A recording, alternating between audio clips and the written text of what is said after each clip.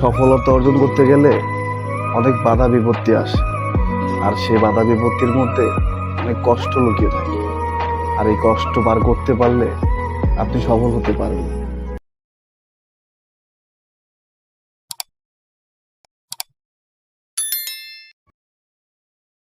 মনে রাখবেন একটি কথা, সুসময় আপনার পাশে হাজারো লোকের দেখা, আর একটু অবস্থা খারাপ হলে চারদিকে তাকিয়ে দেখবেন আসলেই আপনি একা।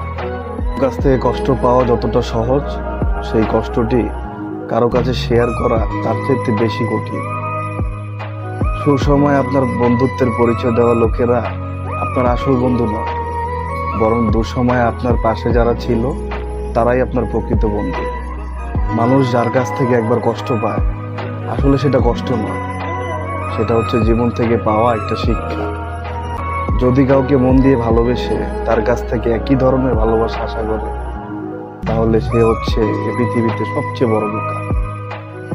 কখনো কাউকে উপকার বা সাহায্য করে তার কাছ থেকে কোনো কিছু আশা করবেন না, কেননা তখন সে উপকারের পরিবর্তে অপকার করে।